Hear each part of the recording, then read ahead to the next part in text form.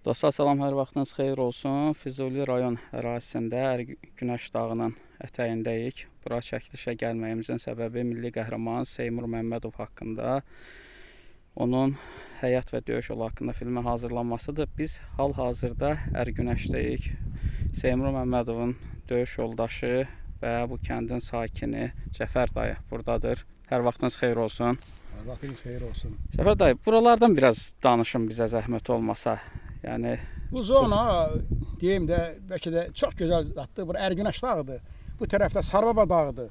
Sarababa dağı ilə gəlsən Məlikən kəndinə, Ərgünəş dağı ilə də gəlsən Xırmancığa, Bultana, Arışa, bura çox gözəl dağlardır. Burada biz nə qədər yaşamışıq, heyvan saxlamışıq, təmiz havalı yerdir. Nə deyim valla, burada Seymurun qanı axıb bu dağda. Bizim şəhidlərimiz, Qarabağ döyüşçülərimiz, 8-14 nömrə batalyon uşaqlar hamısı bax bu dağ, bax bu istiqamətdə Xırmancıq kəndinə hücum elədi. Xırmancıq kəndini aldılar. Xırmancıq kəndində məhv elədilər, dağıtlar, qayıtdılar geri. Bax, bax bu kənd, bax burada. Seymur da bu dağda erməni tankını vuranda, o qrantometin ağzından alov çıxmanla onu snayperlə vurdular. Ondan qabaq ikisini vurmuşdu. Üçüncünü vuranda üçüncünü də vurdu. Amma üçüncüdə nəsə bu gözlədi ki, tanka baxım görüm, tank nətər getdi burada. Düz sepindən vurmuşdu, tank yerində dayandı. Elə vuran kimi də snayperlə yaxın məsafədə erməni bir qız dayanmışmış, qancıq, erməni qızı. Onu snayperlə o alnından vurdu. Bu kəndə gəlmisiniz. Demək olar ki 30-32 il sonra nə hisslər keçirirsiniz? Doğulduğunuz, böyüyüb boya başa çatdığınız, döyüşdüyünüz yerdəsiz. Bəli, həmin bu döyüşdüyüm yerdə. Burada gəzmək yer, bax.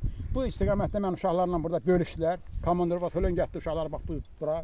Buradan səfərət ki baxsan, ay birinci rota sən burayla getsən, ikinci rota burayla, üçüncü rota da bura. Mən də bunlarla bərabər getdim, maşını saxladım orada, o az bilirsin ki, yaralıları götürüm, məsələn, burada... Siz təcili yardım xidməti göstərdiniz. Təcili yardım işinə baxırdım o batalyonda. Tez çatdırdım ki, qanaxmadan ölməsinlər. Yavaş-yavaş hərəkət edək. Siz xatirələrinizi bölüşün, başqa nə var, nə yadınıza düşür, necə hisslərdir, yəni bu illər sonra bura gəlmək? Mən haradasa 96-cı ildə yaralandım, getdim. O 96-cı ildən bəri bura birinci dəfədir gəldim. Gəlməmişəm bu zaman. Buranı da 93-cü ildə ermənilər almışdılar, elə ondan bura elə qalmışdı ermənilərin taxtağı altında. Bu kənd məzarlığıdır yəqin ki. Bəli, bura Arış kəndinin qəbristanlığıdır, məzarlığıdır, bəli. Burada bizim Arış kəndinin cəmaatı burada dəfn olmuş. Burada Arış kəndinin şəhidləri də var burada. Bu kənd də yaxşı döyüşən kənd olur. Kənd şəhidləri qarşıdadır, səhv etmirəmsə. Burada bizim çəkiliş heyətimiz. Elə ailə var ki, burada 3 nəfər şəhid veribdir. 2 də oğlanlarının şəkildə oradadır. Abdullayev müvəqqətin oğlu. Rüsət müəllim, nə deyə bilərsiniz çəkilişləriniz barədə? Buralara gəlmək, bu hisslər barədə? Allah canını sağ eləsin bizim birinci Qarabağ müharibəsi döyüşçülərini, yaxşı kömək elədilər, xatirələrini danışdılar. Elə də ki, bütün işğaldan azad olunmuş ərazilərimizə gedəndə hansı duyğuları yaşayırıqsa, yenə onu yaşayırıq. Erməni vandallığının şahidi oluruq. Uçurulmuş evlər, dağıdılmış məzarlıqlar. Nə var əlində? Mənə çox təsir eləyən Qoç Əhmədli kəndində çox məşhur olan Çinar bulağının işğal dönəminə, işğal dövrünə dözlüyüb quruması oldu. Amma əminəm ki, inşallah... O ilə bağlı bir xatirə də çox məşhur bir... Azadlıq sevinci öz sahiblərinə qovuşması o bulağı da yenidən pərvazlandırar, su gəlir o bulağa.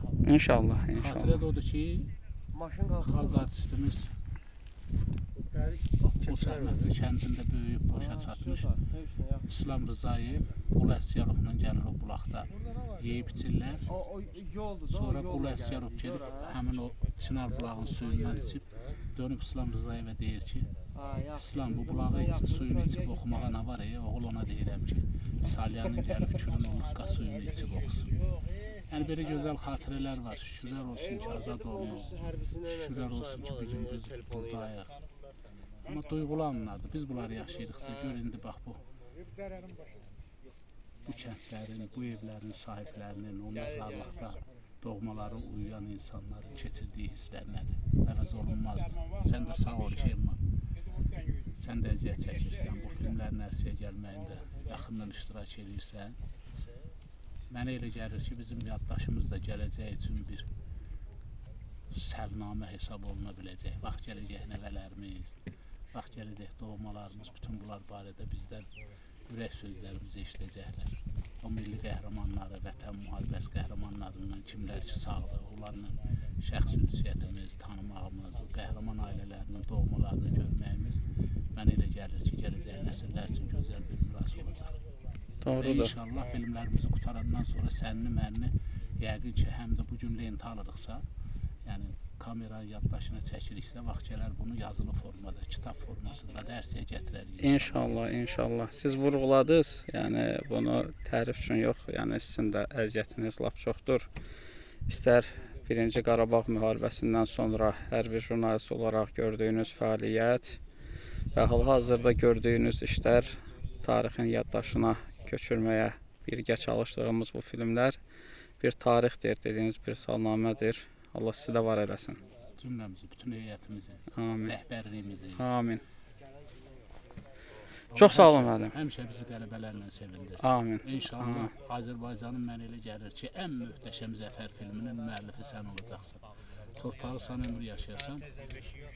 İlk dəfə Azərbaycanda Cavad xanı Azərbaycan mətbuatına, televiziya aləminə bir sujet olaraq ASTV-də işləyən vaxtda Aypara verilişində jurnalist olaraq mən, rejissor olaraq Rövşən Almuratlı. Qismət elə oldu ki, Rövşən Almuratlı Cavad xan bədii filminin quruluşçu rejissoru.